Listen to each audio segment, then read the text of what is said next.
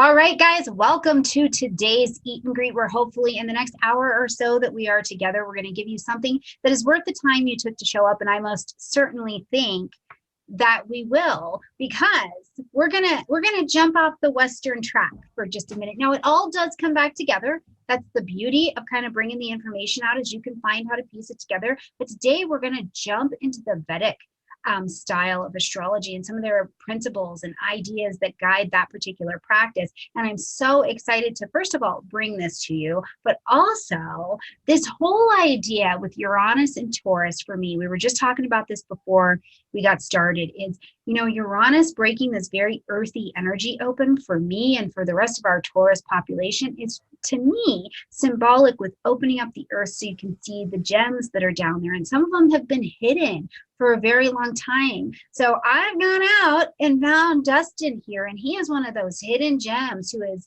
coming along, but now is rising to the surface to share these principles with us.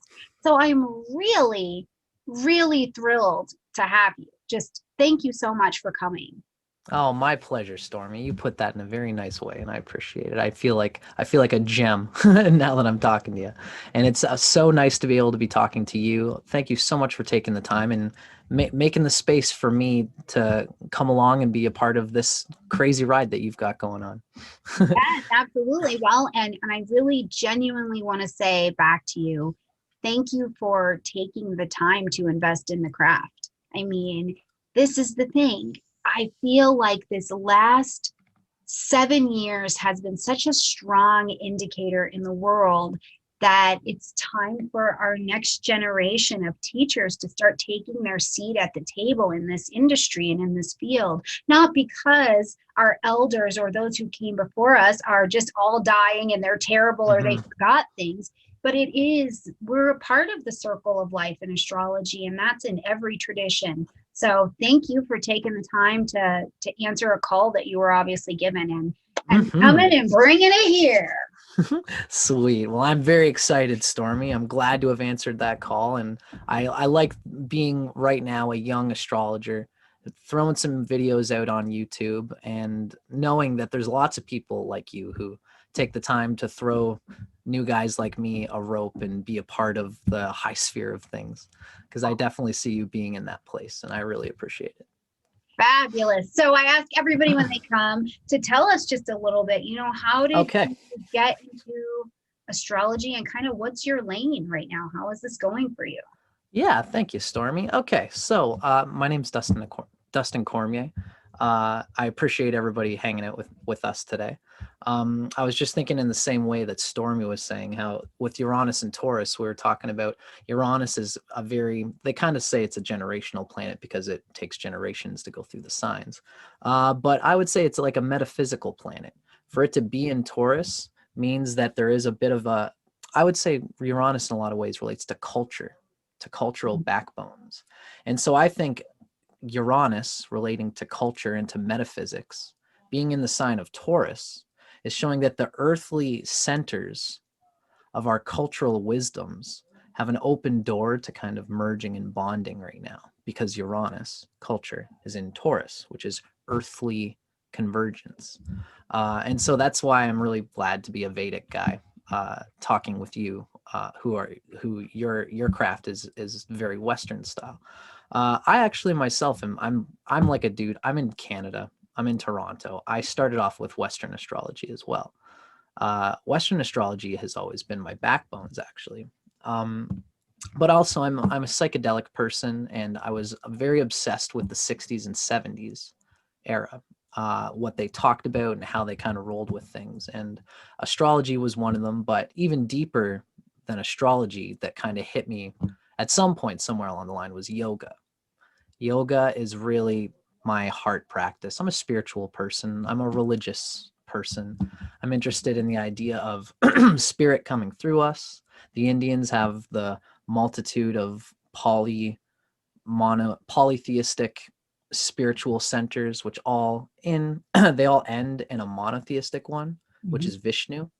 And that's the same as the God that's inside of all of us, is the one self-consciousness that's inside of everybody and everything. Vishnu is the same thing as God, from my understanding.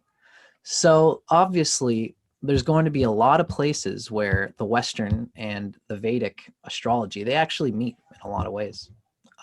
They're the science of astrology, you know.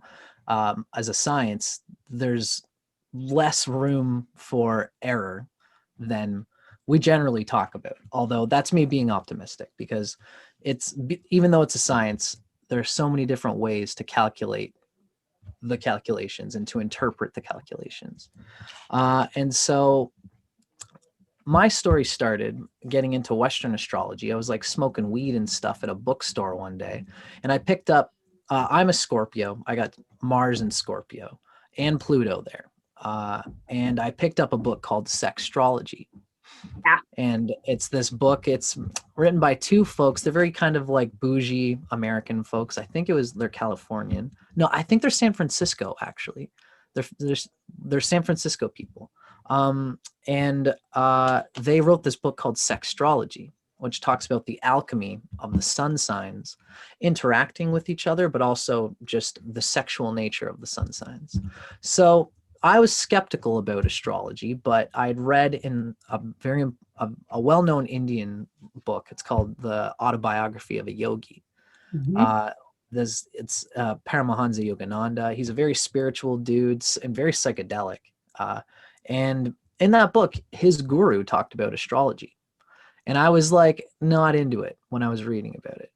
But as a scientific-minded person, you know, there was one day just around the time that I was reading this book, reading about the astrology thing, and the person in Autobiography of a Yogi, his guru was an astrologer, and his guru he was actually a very smart dude about astrology, and he said that like the destiny of the stars and the karma and the energy coming from behind is with you now, but you are the one that chooses what to do with it. And that's why the character in the book, he almost didn't believe in astrology, and he was questioning it for a while until he realized that being a pattern doesn't mean you're not a conscious pattern. You can be the consciousness within the given karma that came before, and to be the center of the moving water, of the turnstile of your energy. But it is still there. Having a form, having a destiny, having a pattern is still good and useful. For spiritual people who don't abide by astrology, they're going to make it work either way, because they're intuiting their energy and abiding by self-realization, letting go of sensory output and absorbing what's within. And behold, what's within them is exactly what's in the stars. They don't need to talk about astrology to be spiritual. But for those who are interested in this pathology of energy at a human level, like our astrology is a good time. So so I read that this character he wasn't into astrology, but he respected it, and eventually, like I said, he came to understand it and respect it because his guru was an astrologer. So me reading this, I was kind of like, I don't know, this seems silly, and I picked up this sextrology book. Me being such a Scorpio person, this book talks about the veiny arms that a Scorpio can have, and like the long wiry arms. It talks about how the psychology of a Scorpio man, because it actually goes man and woman. There's Scorpio sun man and Scorpio sun woman, and how the archetype of Scorpio, being like a female sign ruled by masculine Mars, how that interplay works out in a man, and how that interplay works out in a woman. Sure. And so I read about how Scorpio men can have this masculine gusto where they want to look good and strong and powerful, but there's actually a Watergate of intense emotional and passionate energy behind them. And I read that, and I read the way it talks about your somata structure, like your actual bone structure and how your body looks. And I read it, and I was like, oh my God. Oh my God. Like, no way. No way. And so that's what cracked me through. It was reading that particular book, Sextrology. As soon as I read that, I was like, okay, there's something to this, and it's important to me. That is brilliant. Just brilliant. Then from there, I was already a reader. And I got obsessed with it. I started reading Another reason why I got obsessed with it, and just at this time, I'm a musician, and there's a music. Do you know Led Zeppelin? They're a band. Sure. They're a huge band, Whole Lot of Love, one of the bigger bands from like the old era. And the guitarist, who was kind of like the engineer of the band and sort of engineered the lyrical and consciousness of the band. He's a rock and roll dude, and he was into astrology. And so he recommended this particular book. I don't have it on me. My girlfriend has it, actually. I'm glad, because she's getting into it too. It's called Cosmic Astrology by Isabel M. Hickey. It's a Western book. It's from the 60s, like late 60s. And it's sort of cookbook style, like Mars in Scorpio. What's that like? Mars in Sagittarius. What's that like? It goes through all those, but before it does, it talks about the signs, talks about the planets, talks about the symbols of the planets. Like there's some interesting ones, how Venus is a circle, which represents the spirit, the same as the sun. But the circle of Venus is on top of the cross of matter, which means that Venus is the spirit being on top of and coming through the cross of matter. That's an example of the kind of stuff that this book talks about. Very cool, deep stuff. From her, I read a little bit of that book. I read all the archetypes of the signs. And then I saw how me being a Scorpio was opposite Taurus, was in trine with the other water signs, but was square to the other fixed signs. When I integrated what Scorpio was after reading Sextrology, because that was just bare bones, like physical anatomy things and psychological things, I was like, holy fuck, that's amazing. Excuse my language. But when I saw the Scorpio in context of all the other signs, it was like, it just was night and day. Like I knew that this was a practice that I could learn for myself and also tell other people about, in order that they can do the human thing better than people are these days. Yeah. People these days don't care about their livingness. They only care about what they do with it. Welcome to capitalism. So there's a whole bag of beans to unpack there. But then you ended up in school. Yes, that's So right. which school? How long? When are you done? What does that look like? Thank you, Stormie. As I came along in the Western thing, I was learning a lot of Western psychological based stuff, and even getting into like magic, esoteric kind of magic, like Taoism is really like something that I'm very into. When I say magic, I mean kind of applying ceremony and consciousness and ritual and mantra in order to guide my mind, so that when I'm in like a difficult moment, I can think of my mantra and come through that difficult moment. It ultimately ended up very much in yoga, more from the Western thing that I was doing. God, I've got so many stories I love to talk about. I did a tarot ceremony where I was doing like very, again, Western magic, where I'd be looking at the West and invoking Archangel Gabriel while thinking of like the fire element, I believe it is. Haven't done it for a while, but I had a very deep tarot ceremony in 2017. I was having a hard go at the time. I was just in a very difficult period. Saturn was going over my natal moon. Yeah, that will that some things. Yeah, what they in Vedic astrology, we call that particular transit, we call it sati sati. And if you go to India and you look at someone, you say, you're going to have sati sati, they'll go, oh, don't say that. It's like a superstitious word, but that's because their culture is very steeped in astrology. Right. And sati sati survived so long. Totally, which is a beautiful part of their culture. Although there's lots of ways of thinking about astrology that are outdated and stuck because of this. It's kind of a for better or worse situation. Sure. That's why I'm glad that I started with Western astrology and then dove into Indian astrology, and seeing how I could be objective about the things that were held onto without scientific recourse. Sure. That's very important for anyone who gets into this world. Because I mean, it's funny, it's ironic that there are sometimes where you'll read things in Vedic astrology that are just there just because it's the way it's always done. But when you apply it, you see why. Yeah.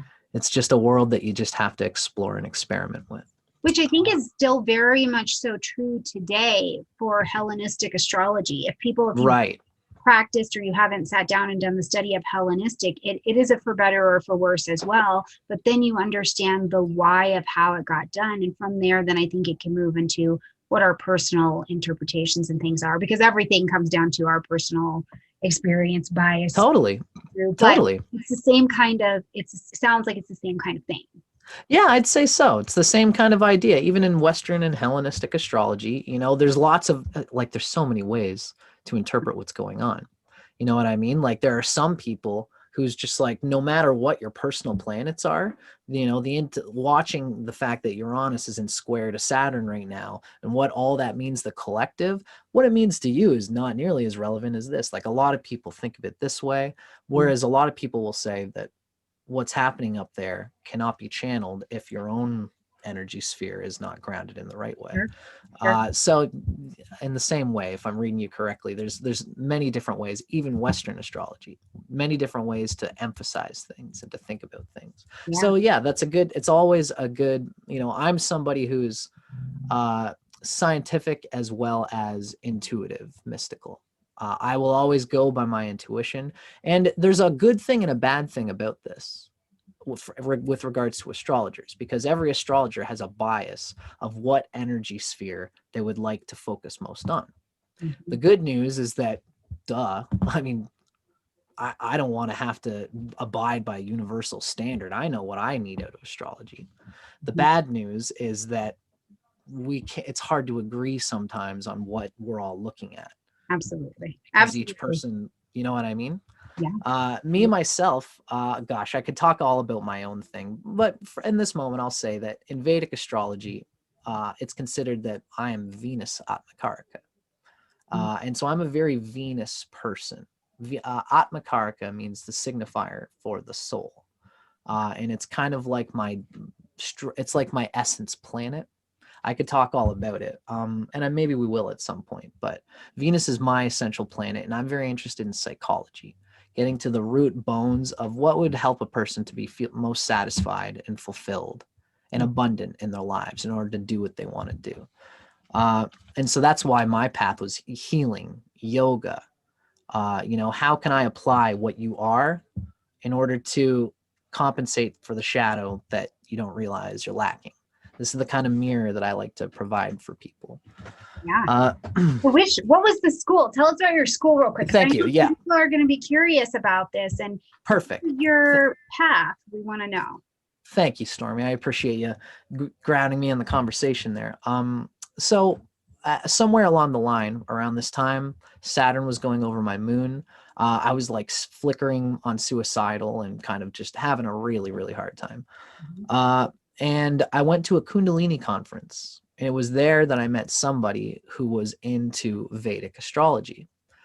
And I was kind of bummed about it because there was lots of people at this conference who were into astrology. Some of them did what's called, so this is the sidereal versus tropical thing. At this point, I have to say that I'm a tropical astrologer. So the Scorpio for me is the same as the Scorpio for you. I started with Western astrology and I didn't change my measurements. Sure. I got into Vedic astrology in order to interpret the measurements differently. Got it. Now there is, you dig? Yeah. So there's a difference there, right? Now I went to this conference full of these people who are actually measuring things differently. You'll hear that there are many people in the Vedic camp. I would like to, for the record, there's a difference between Vedic astrology and what is called sidereal astrology. Sidereal astrology measures things differently. Yeah, absolutely. We had Athan Chimenti, who came over, and he is a sidereal practitioner. Right. So it's a really cool experience. Yes. Oh yeah. And it's a very interesting thing going on in the sidereal world. It's, I'm actually this is a funny thing to have to talk about. I'm somebody who believes that there's a science to astrology and that there's only one way. Call it the Leo rising in me, call it something, I'm not sure. But this isn't to say that people who are practicing other things aren't seeing other things that aren't important. It's a crazy thing to talk about, but the way I understand it is that the tropical way of interpreting astrology is the way that that the Indian books express how you ought to do it. There's a guy named Victakara that talks about it in the same way, that there is a way to do it. With that being said, the whole reason I'm saying this is because I wanted to find a school who interpreted things in the Vedic way through the consciousness of yoga, but who didn't change the measurements of the signs. Okay. Right? And there are people out there. So what it would be called is a tropical Vedic astrologer, right? When I went to this conference, there were people who were doing tropical and there were people who were doing Vedic, and there were people who were doing both. And it was the people who were doing both that I was, well, at that time, it was this whole new thing. And I ditched Western astrology. When I went to this conference, I was like, okay, I'm just like that. I'm an obsessive, like, get me to the core of it. And then I'll taste it with my own teeth and tongue. And then I'll decide for myself. And in order to do that, I have to keep my mouth away from what it's not. Sure. Focus only on the one thing. It's just how I am. So I went down the Vedic sidereal path, where instead of me being a Scorpio, I'm considered to be a Libra with Cancer rising, which is what's funny is that when you're in it, the way each thing comes off, you can think about things about yourself that relate to that. You know, I was a Cancer rising, and so I was like, okay, so I'm a very watery person. In our Western, I'm a Scorpio, Right. So I could be made to believe that I was a Cancer rising at that time. This is just the nature of trying to find your own thing. But eventually, I went through the sidereal for a long time. Somehow I came back to it. I'm not exactly sure. I don't remember. I haven't thought about that for a while. But something brought me back to tropical. And then I found a teacher on YouTube named Ryan Kirkzak. He is the student of another gentleman named Ernst Wilhelm.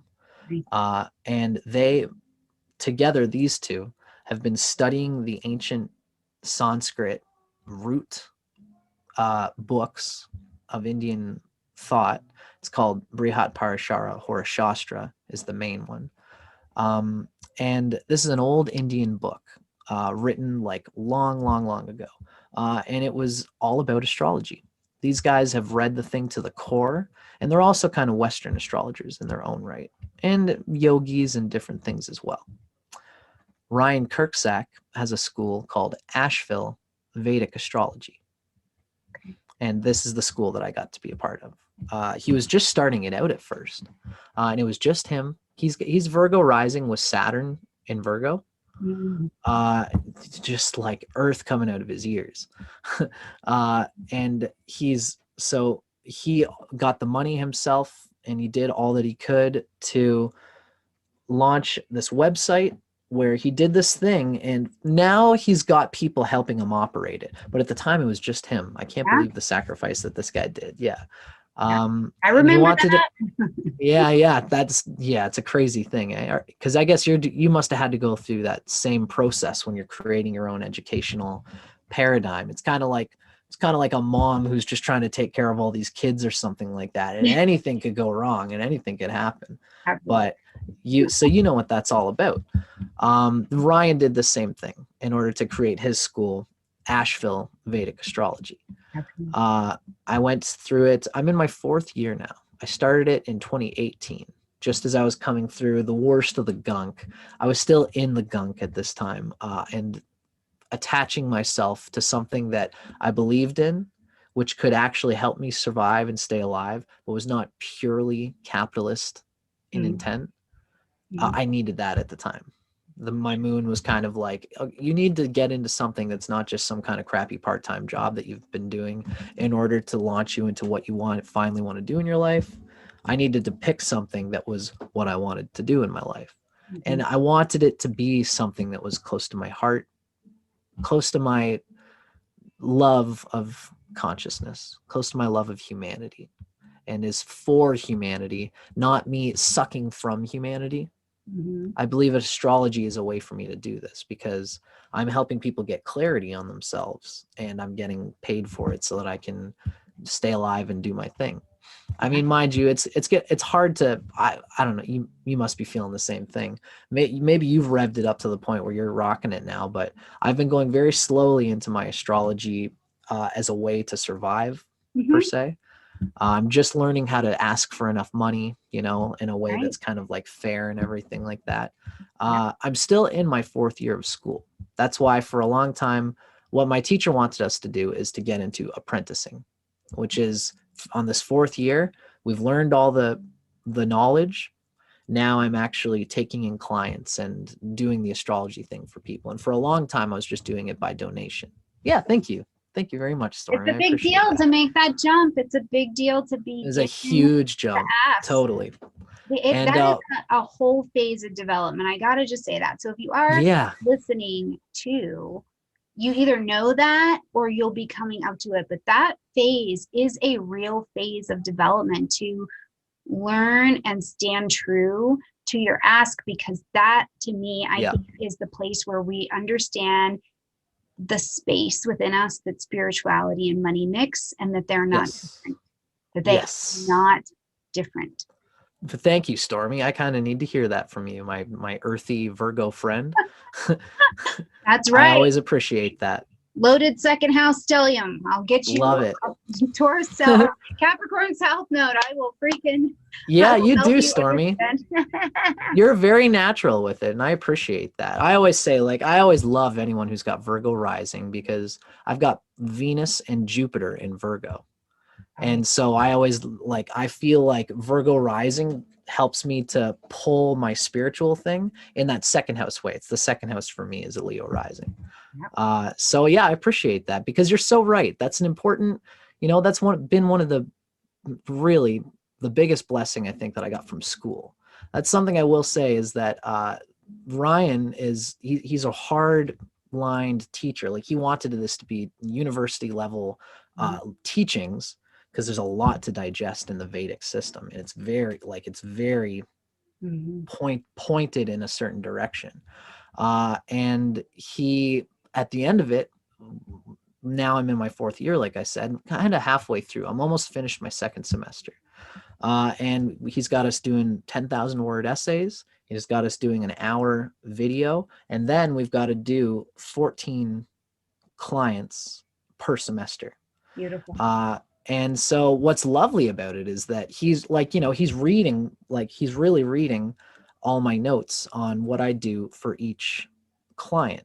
So I was diligently saying, this one was difficult for this reason, but I understood what her problem was because of this and this. God, the first 5 or 10 clients, it's such a gross feeling. Humbling is exactly the word I would say. Humbling is exactly the word, because my Lord, is it ever a tough, crazy experience. Although I'm happy that I got into it pretty quick. I would say that the Venus part of me was very nervous, and I would never want to throw at anything and anyone too heavy, because as I'm growing older, I'm a Leo rising with Scorpio sun. And so I can have a very firm grip. This is what we've been talking about. Now, do you think that this makes you feel that way? Right. Feel free, I'll put the fire under people if I feel like that's what they're kind of looking for me to do. And that's its own, that's its own conversation. But at first I was all Venus. And if somebody didn't want to hear something, I would just kind of spin around the edge a little bit and just see if I can nudge them into thinking about this thing. Maybe they'll think about it themselves as we kind of go on. And a lot of times that's what happened. As soon as I went and launched myself out there, what was beautiful is that every client I went to, I was under the pretense, you're really helping me with my practice. And I really appreciate it. So let me know if anything is coming off confusing, and, let me know if I'm losing you, or let me know what you really want to get out of this session. That's what I would keep telling to people. And then slowly it was just a matter of that. they understood what was they understood what I was doing, and they'd be very patient with me. And so as I started to just talk more about the dark sides of their unconscious, I would learn I would learn to say and to kind of prerequisite it. There's something here that I'm thinking about that you might feel like it's frustrating you. And I'd like to ask you if this is frustrating you. Mm-hmm. And then they would say, okay. And then I'll go, okay, so we've already talked about how this is a strength of yours. Do you think it's possible that as you keep doing this strength, you might be missing out on this thing? And then I would say it in this way, and they would go, okay, yeah, I see what you're getting at there. And then we would pull each other into the catharsis of the shamanic, Right. transformative black mirror, right? Yeah. And so that's kind of this schooling has been the best thing in the world for me. Now I'm more than halfway through.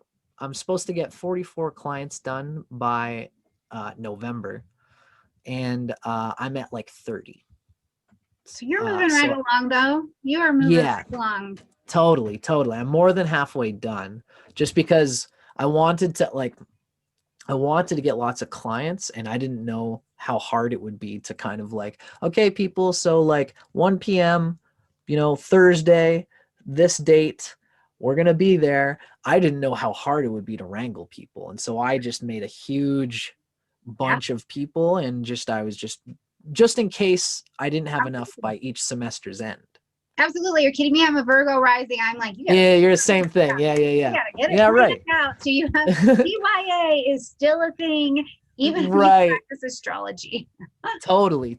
I love that. My God. For sure. Okay, look, let's go. We gotta get into what you're here to show us and teach us about, because I feel like we could do a whole evening on just the experience of coming out, and maybe that's valid.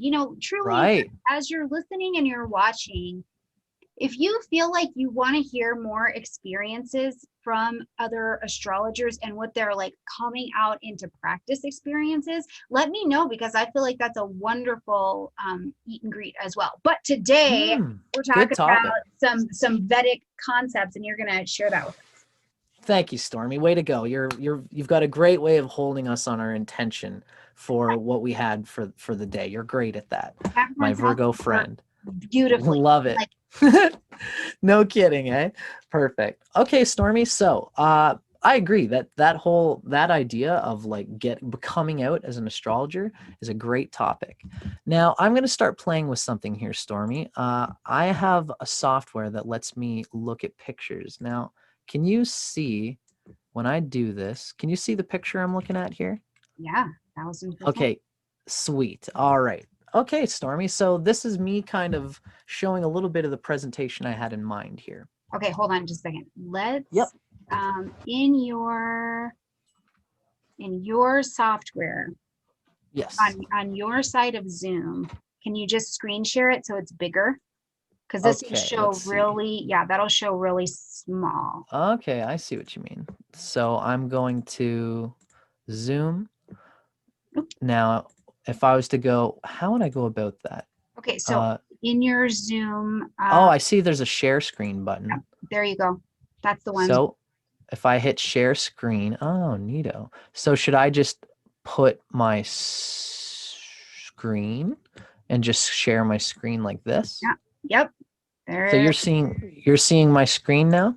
Yep. And so I'm seeing it. Perfect. That's what we want. Sick. Oh, thank you, Stormy. You kind of helped me there, because I would love to be able to do this kind of Zoom thing with other astrologers. So Thank you. Now I've got a good. So many people come and we practice. That's the whole point of these. To practice. Love it. The eat and greet. Two things. So one, go ahead and start talking and presenting, but I'm gonna camera off and mic off for just a second and run to the bathroom. But no problem. Present your topic. Perfect, Stormy.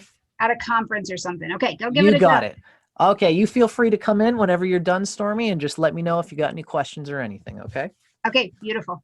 Sweet. Okay, everybody. So I'm glad to be showing you this little slide here. I got two in mind that I kind of wanted to launch off on. This is just a presentation I kind of prepared for Stormy here. we're asking, what can the West teach Vedic astrologers?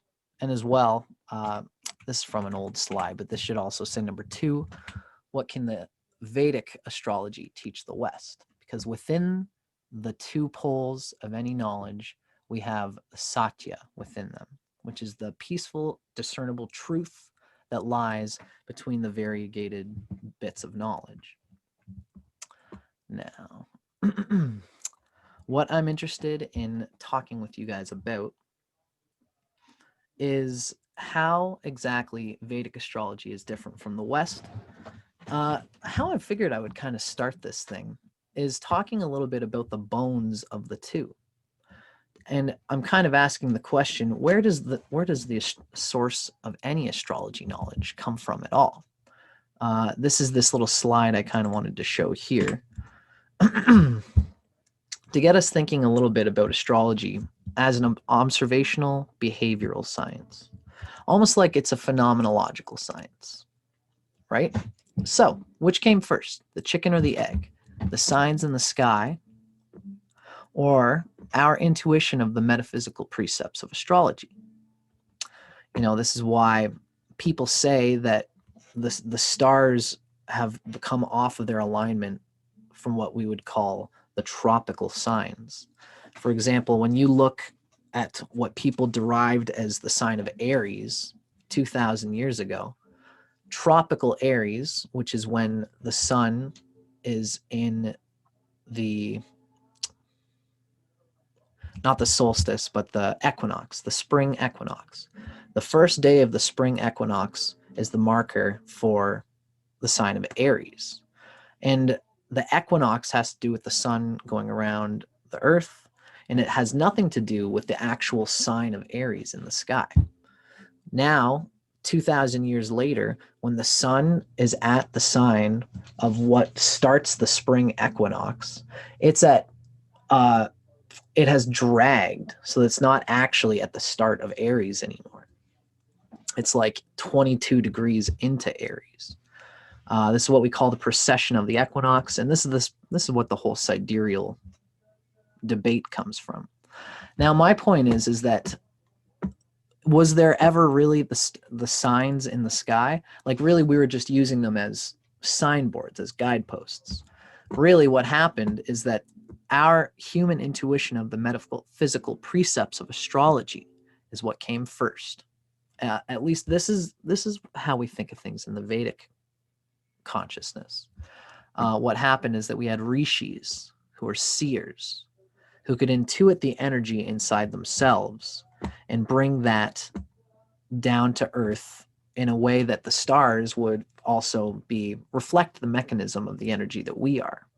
Because as I was kind of saying to Stormie, what we are is the energy of the universe. We reflect it whether you realize it or not. You don't need to see astrology and see the stars to know the energy that you are and that's coming through you. You can just look within yourself.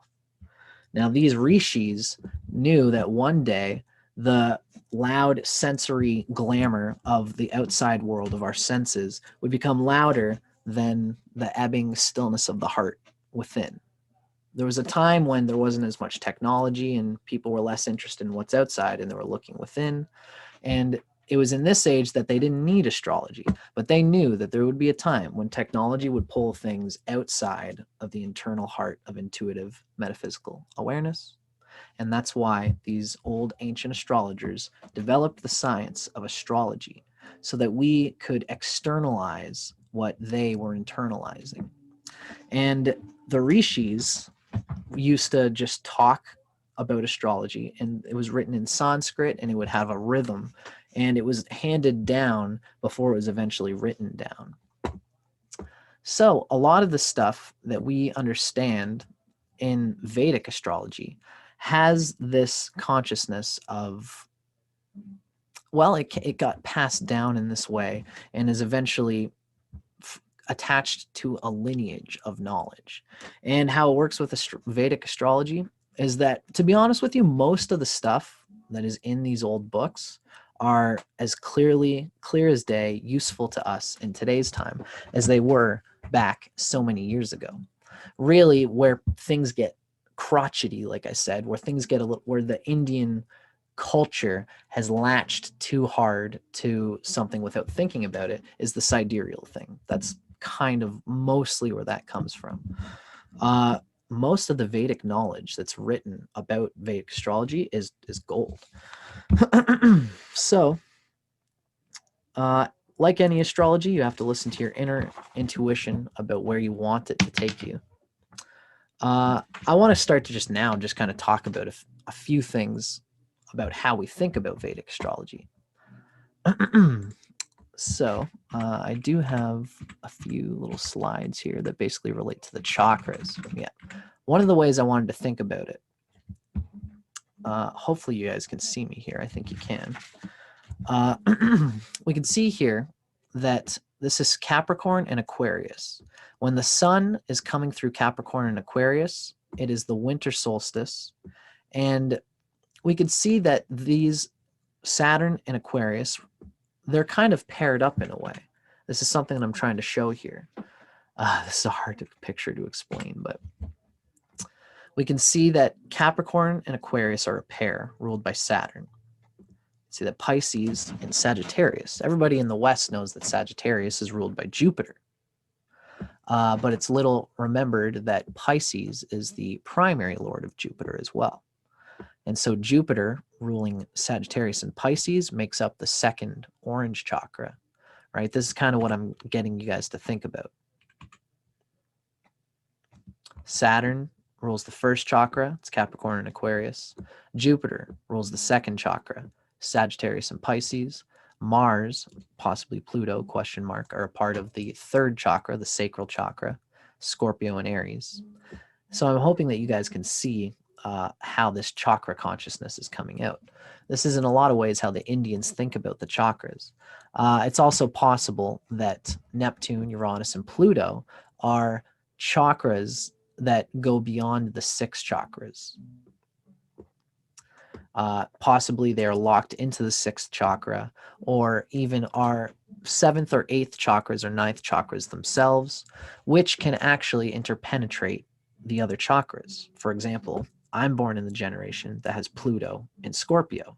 So maybe my 9th chakra is blending in with my 3rd chakra, and I can only access my 9th chakra, the Pluto chakra, by working out the karma that I have in the 3rd chakra area. It's an interesting thing to think about. You know, a lot of this actually, having these outer planets, this is something that the Vedic astrology does not talk about. You don't hear a lot about Uranus, Neptune, and Pluto in Vedic astrology. The reason only is because of this schema. They are interested in the energy spheres of the manifest material matter. The Westerners are the ones who are looking at the spiritual evolution that is trying to work through this basic energy sphere schema. So this is something that the West actually can teach the Vedic astrology, is how the outer planets can work within these 6 chakra system and are the arbiters of evolution within all the chakras. Something very interesting to talk about. You can see Saturn is the 1st chakra, Jupiter is the 2nd, Mars is the 3rd, Venus is the 4th, and then I'm missing the blue one in here, which would be Mercury. And then the moon and the sun are the 6th chakra. And we can see that Uranus, Neptune, and Pluto in this picture are kind of outside of the 6th chakra sphere. I'm upset that I don't have the blue in there, but story of my life. So that is an example of something that I've always wanted to throw out there to Western people, to think about how the chakras, and most importantly, this is the reason why Vedic astrology does not think about the outer planets, Uranus, Neptune, and Pluto. When you talk with Vedic people about astrology, they're much more concerned with living on Earth. And it doesn't matter where your Uranus or Neptune or Pluto is. What matters so much as like how the life that you have on Earth if you live it correctly and understand it correctly, it's going to give you what you need in order to energize the outer planets. Although, as a Western-minded person, and as somebody who is talking to an audience which has really got my roots in it, like I said, I started with the West and I started learning about the outer planets long before I got into Vedic. And this is something that the Vedic people need to be turned on to. I like to be somebody who's kind of always sitting on both sides of the fence. The Vedic people have something which the Western people need to hear about, and the Western people have something which the Vedic people need to hear about. Mostly us Westerners have the outer planets to teach the Vedic astrology community. Now, as for what the Vedic astrology has to teach to the Western community, there's some very interesting things that the Vedic people talk about the first 6 chakras and the first 7 planets, as well especially as the North Node and the South Node, which the Western community would be very well served to absorb. One of the ways that I would like to start fleshing out what exactly is happening with Vedic astrology, I'd like to start talking about, this is something that I talk about a lot on my channel. It's an example of how the Vedic people think of the planets.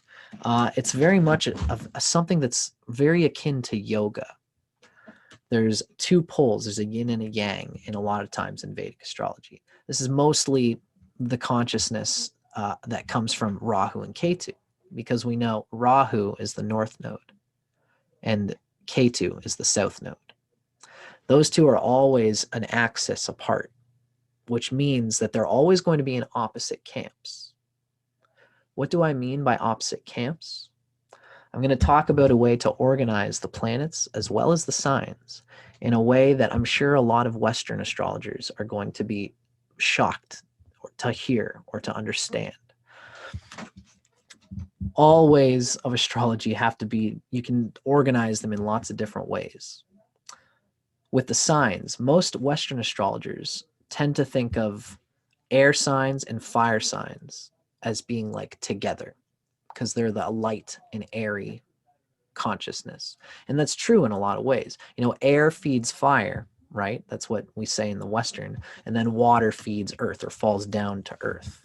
So in the West, we usually consider that earth is the bottom, then water is next, because that gravity goes down. And then the air is floating on top and gets sucked up by fire and spirit on top. Physical, emotional, mental, spiritual. This is how the West tends to think about things. It's funny because there's a lot of understandable blends this way. Like even the chakras are kind of built up in that way. Earth, water, Venus would kind of be like, so it'd be earth, water, and then fire. I digress. You can organize these things in many ways. What I am interested in now is explaining how the Vedic people really cognize the groupings of the planets. And it goes a little something like this. We have 2 groupings. One is spirit, inner soul. This is what rules the fire and water signs: Sun, Moon, Mars, and Jupiter. Now, the earth and air signs are ruled by Venus, Mercury, and Saturn. I'm going to try to see if I can find this one particular picture that will kind of ground what exactly it is that I'm talking about here. It would be this one here. So this is the same picture. Once my computer stops sucking. And it's going to keep sucking. Here we go. So this is the same picture. Now, this is me kind of trying to paint the picture of what we're talking about here. Venus rules Libra and Taurus. It's earth and air, right? Mercury rules Gemini and Virgo, earth and air. Earth and air. Saturn rules earth and air. Now, Saturn's primary rulership is Capricorn, and I should say Aquarius's primary rulership is Saturn. Uranus is like a secondary limb of Saturn, when it comes to Aquarius. So we can see here that Venus is earth and air. Mercury is earth and air. Saturn is earth and air. Now on the other side of this, we have the other 4 planets, Sun and Moon, Mars, and Jupiter. The Sun rules Leo, the Moon rules Cancer. Mars rules Aries and Scorpio, fire and water. Jupiter rules Sagittarius and is the primary ruler of Pisces. So that's fire and water. And we can see that these planets are a strong grouping against each other. I could talk, a lot about just the difference, just this primary duality that goes on in astrology that most Western astrologers, again, they don't usually think about.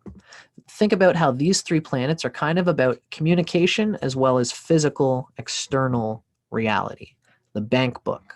Venus is about physical abundance and sensuality. Mercury is about management of all the things inside of your life, mentally as well as in the physical. Saturn is about the first chakra. It's about the physical body. It's about the survival. It's not just the money that we have to play with or the money we have to enjoy. It's the money that we need. This is kind of like the holding container of the energy sphere. And anybody who has any attunement with any of these planets, there's going to be an antagonism in some ways to the fiery planets. There's so many ways to digest and to talk about all this. I was talking about, for example, just for the fun of it, I was talking about how I'm a Leo rising and I've got all the Leo capacities of just jumping out and talking about things in the way that I like to. I'm a Sagittarius moon too.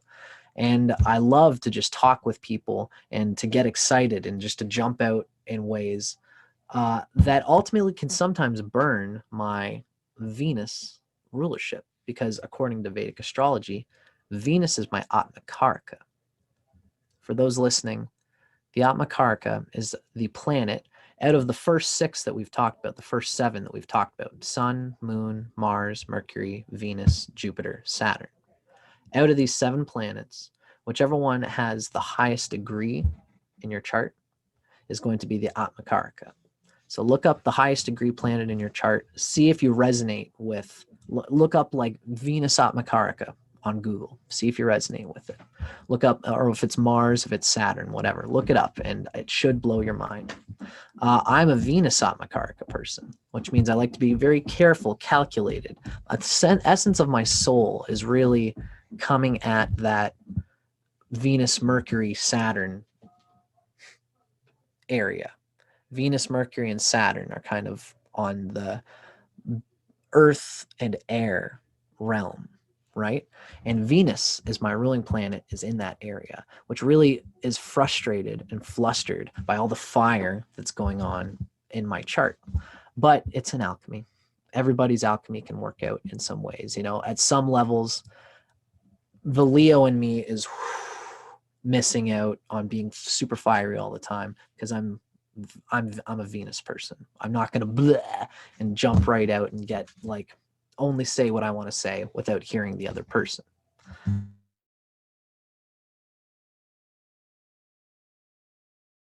Rising's still there.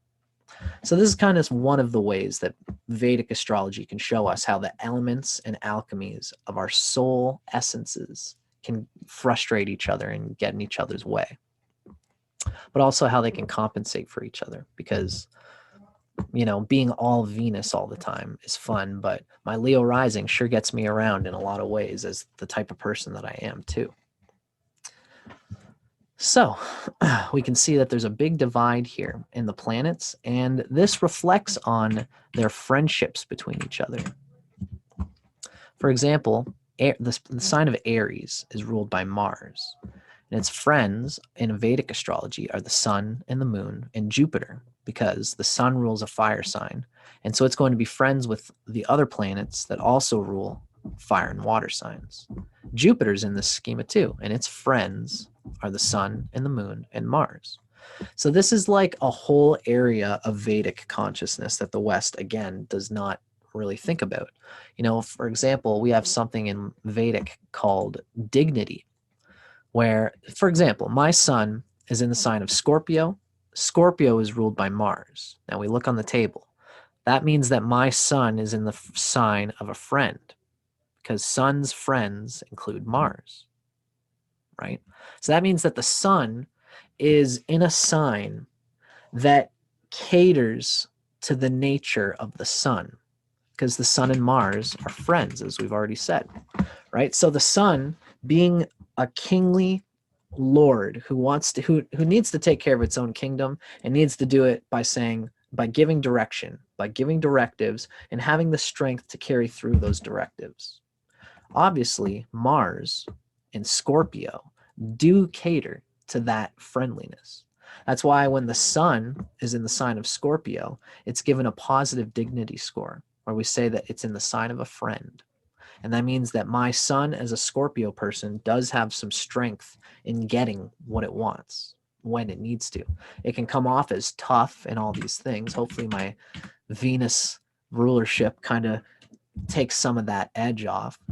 And I think that it does. You know, I'm in a band, and I have to give directions in a band. But the Venus in me always wants to rein it in and not be too mean. But ultimately, Sun and Scorpio's I've got an idea for something, and come on, guys, support me on it. Let's get it.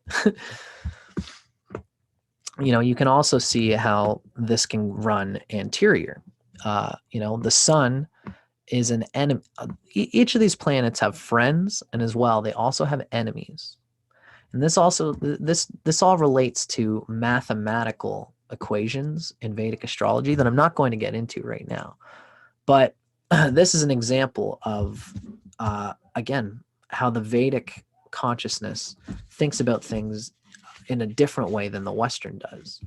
I find a lot of times Western astrologers will say that a planet is in a sign, and they'll do their best to use their intuition on how exactly that ought to come about. And that's what we all do. We're using our intuition to try and see what it means when a planet is in this or that place.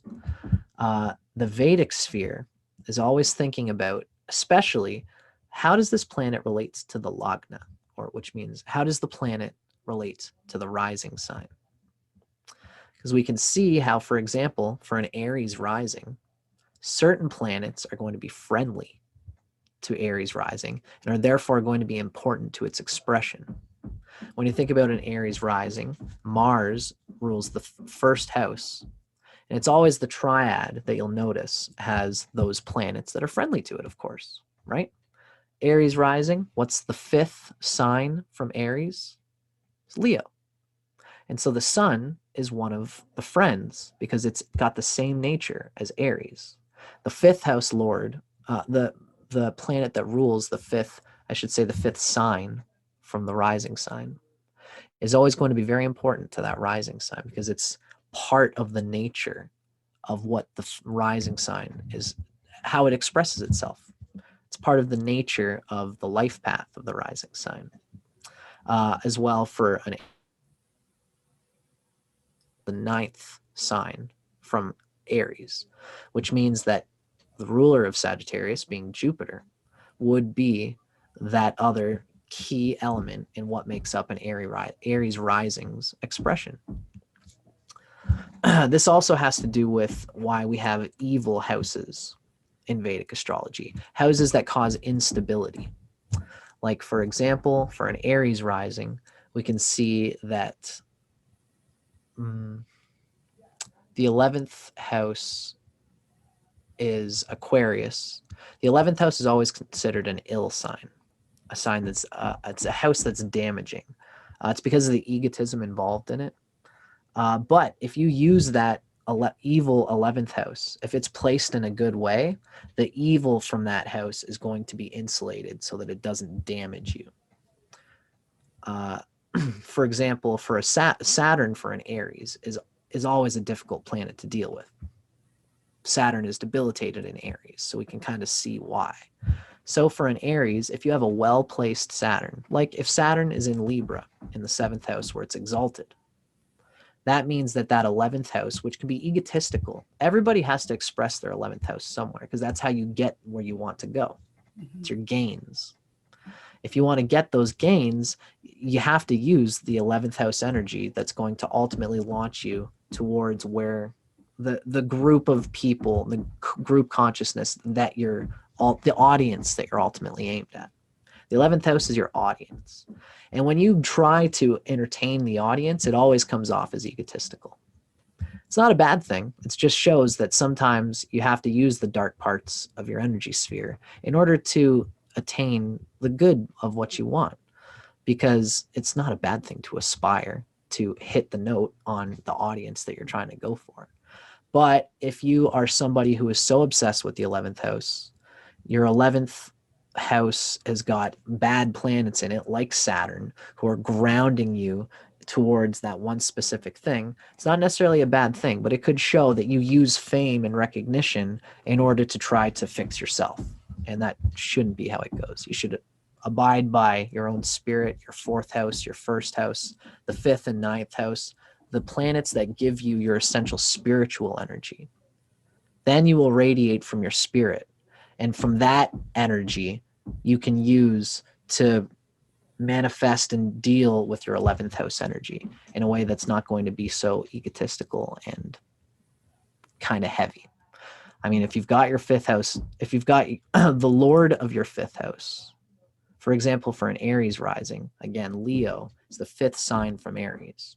If you have the Sun in Aquarius and you're a Leo rising, if you have the Sun in Aquarius and you're an Aries rising, that means that Sun, which you need to use as your creative capacity, because it's your 5th, it's channeling your 5th sign from your rising sign, which is kind of like your 5th house in a way.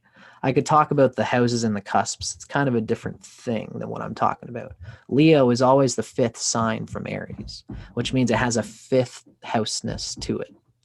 If you are an Aries rising and you've got the Sun in Aquarius, part of your energy is how you look to people, is how you're coming off. If you're abiding by what your spirit truly, the ideas that you want to go for. And that means that you're going to live for an ideal first. That's going to give you your energy. And then from there, you can probably heal yourself a little bit better. This is part of the reason why 11th house things can be difficult. Yeah, well, we want to make a name for ourselves in the 11th house. And like you said, it's the vehicle that you kind of get it out there to the audience. And that, I think, challenges or creates an invitation for each of us to grow, to have That's right. an experience there. And it's important. Even if you've got planets in your 11th house, you have to express that karma. This is what I'm saying, though, is even though you've got a karma somewhere, you have to kind of abide by it. But if you use consciousness and if you live by spiritual values, which are inherently wise and good, then you will be able to tiptoe into a karma like that and express it and use it while still being humble, while still humbling yourself. Because someone like the example I gave with an Aquarius, with the Sun in Aquarius and an Aries rising, they could have things and they could have planets that are much stronger than that Sun, much more important to the person, and therefore the energy won't be riddled with that egotistical energy. They will use that energy as a part of their energy sphere and still come through being a good person who's not just living for the image of what they want people to think they are. Fabulous. This is fascinating. I mean, and it is really neat, I think, to have you share your perspective because you've come from both camps. Thank you. Yeah, I appreciate that, Stormie. That's something that I really, that's my thing. That's part of the Dustin Cormier thing. In the way, like I'm saying, like I'm a Venus person. I really love to bring cultures together.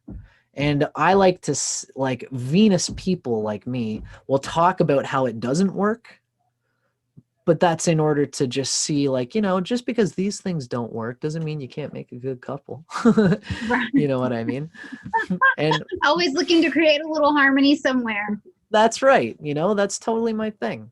And sometimes because even though we have differences, even though there are differences between cultural understandings of things, I think that the blend is always worth it, because your intuition, my intuition, is finding glimmering gems of radiant truth no matter how deeply I dig into which side, Mhm. there's always gems of singular truth that come to be revealed to me the more I kind of explore. Although, I mean, I've taken two of them, and these two in particular have made a great marriage. It's true that you can scatter yourself. Oh, I will I will say that I was a Western astrologer for probably 6 years. I was pretty Scorpio obsessively, you know, like I really hit it pretty hard in Western astrology, studied a lot before I went into the Vedic. mhm. And because of that, I went into the Vedic, and I've gone just as deeply into the Vedic. And I like to keep my apples apples and my oranges oranges. You know, they're different, and I like them to be different, and they inform each other because I've gone so deeply into those two. And those are good enough for me to do a very good psychological astrology session for somebody. So We're really yeah, thank you. Yeah, right. You got to stick to something. It's good to explore, but I guess it's the Saturn in me is trying to say, like, you should explore, but within, as long as you're finding a way that allows you to do your craft. absolutely. If you scatter yourself so much that now, oh shit, I don't remember what the hell Virgo and Mercury are supposed to even mean because I've got so many different cultural ideas of it. You That's know, a challenge. That gets challenging. It's just too much. We can't be all things to everybody, but we can go out and see like what speaks to and through us and then craft our yes, own little space around it. And I think and I hope that's what we're doing. I mean, I yes, do think that, I mean, I don't care what industry that you're in, whether it's medicine, astrology, economics. After you're doing your thing for a while, it's like you get fed with that knowledge and then you do go out and craft your own way. And that's what I love about YouTube, the eat and greets, all of it, is because it's like I'm mm, saying the same yeah, thing Dustin is saying, but I'm that's right, in it in the language of Stormie, and the people who speak Stormie will that's listen to right, that. And that is the thing I try to remind people, and I try to remember for myself that I'm not doing astrology for everybody. I'm doing yeah, astrology for the people who can hear what I'm saying. That's very it. good, That's very it. good. That's it. And what's beautiful about the world of YouTube is that no matter how many dissenting voices there are, you have your own little mountain somewhere in the virtual world, and somebody out there, if they've heard you and they jive with your Yeah, Sermon on the Mount, if they jive with your particular message, they can find it because absolutely. it's just a mouse click away, and Yeah, you will be found by your tribe if you put yourself out there. You know, absolutely. Everybody will find their tribe if we will speak the truths that are trying to radiate through us. And I think if nothing else, that is the thing to remember out there, whether it's YouTube or beauty, not, right? Like just beauty. say your things. You're totally right, Stormy. And like I know I've said it a few times already, but it's very good for someone like me to be able to have someone like you who's like holding the space for me to have to like to allow my mountain into your like eye shot and earshot for just a little bit. It really means a lot to people like me who are in the community because I like to push in the same way that we're talking about. Astrology is such a beautiful thing.